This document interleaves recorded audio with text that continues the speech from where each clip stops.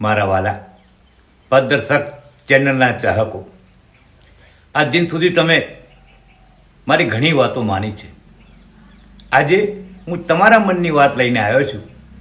આજકાલ તો દરેક મા બાપને મનમાં એક પ્રશ્ન સતાવતો હોય છે કે મારી દીકરી ભાગી તો નહીં જાય.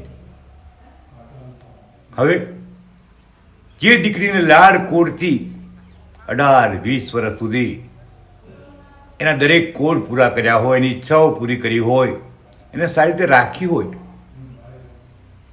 અને છતાંય ભાગી જાય છે, ત્યારે મા બાપને કારનો ઘા સહન કરવાની શક્તિ રહેતી નથી. હવે હું આ બાબતને તો વાવાઝોડું માનું છું.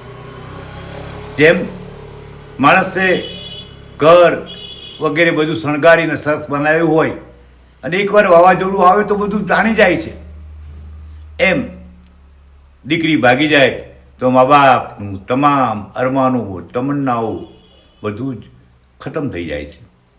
બીજું વાવાઝોડું છે, કુદરતી છે, જેને આપણે અટકાવી શકતા નથી. પણ આ કૃત્રિમ વાવાઝોડાને આપણે અવશ્ય અટકાવી શકીએ છીએ. જ્યારે પણ આપણી દીકરી શાળાએથી, કોલેજથી, ટ્યુશનથી અથવા બેનપણીઓ સાથે બહાર ફરીને આવી હોય ત્યારે આપણે ખાસ ધ્યાન રાખવાનું છે. એની વાણી, વર્તન એમાં કોઈ ફેરફાર દેખાય છે? એની ખાવા પીવાની ટેવોમાં કોઈ ફેરફાર દેખાય છે? જો મુગ્ધ અવસ્થામાં રહેલી આ ચંચળ યુવતી કદાપી કોઈને મન દઈએ બેઠી હશે અથવા તો એની દ્રષ્ટિ બીજે કંઈ સ્થિર થઈ હશે તો એનું વાણી બદલાઈ જશે, વર્તન બદલાઈ જશે, ગુમસાન થઈ જશે, ગુમસામ થઈ જશે, એની ખાવા પીવાની ટેવો પણ બદલાઈ જશે. તમે જોજો તો એ ઘરના સાથે વધારે વાત પણ નહીં કરે.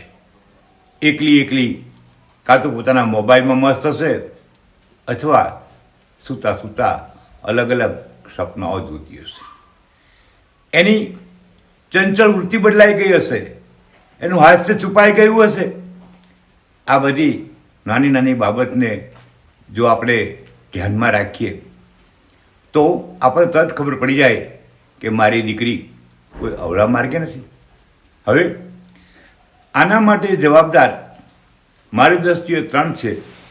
એક છે મા બાપ.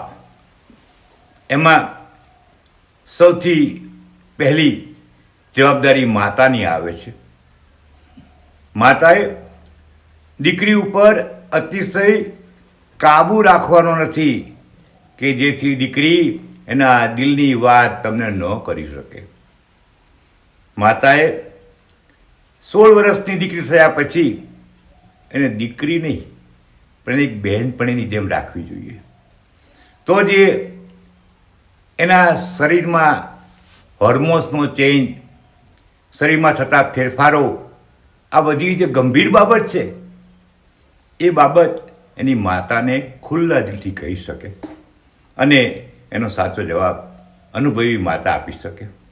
હવે જો માતા આ બાબતમાં ગંભીર નહીં હોય તો દીકરી માર્ગદર્શન મેળવવા માટે કોઈ બજારનું સાહિત્ય પુસ્તક વાંચશે, બેનપણીઓની સલાહ લેશે અને એમાં 100% સાચી સલાહ મળવાની નથી.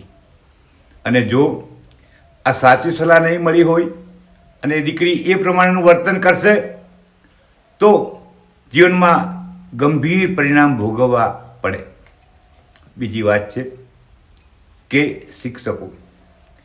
શિક્ષકોએ શાળામાં ખાસ ધ્યાન રાખવાનું છે કે કઈ છોકરી કયા છોકરા તરફ અથવા છોકરો છોકરી તરફ વધારે ધ્યાન આપે છે, લક્ષ્ય આપે છે, એની સાથે વધારે સંપર્ક કરે છે, તો એ પણ શિક્ષકની જવાબદારી છે.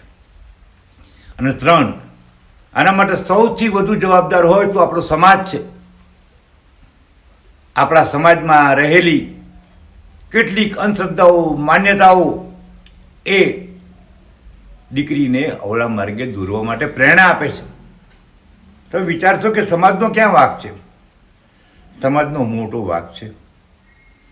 જો તમારી મારી કે કોઈની પણ દીકરી કોઈ અજાણ્યા વ્યક્તિ સાથે યુવક સાથે ફરતી હોય હરતી હોય તો સમાજે ધ્યાન રાખીને સમજાવી જોઈએ કે દીકરી તો ઓલા માર્ગે જાય. જો એક દીકરી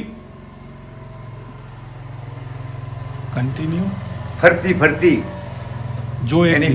જો એક દીકરી એની બહેનપણીઓ સાથે કે મિત્રો સાથે ફરતી હશે ને તો એના તરફ સમાજના કોઈ વ્યક્તિનું લક્ષ નહીં હોય, એને જરૂરી નહીં લાગે.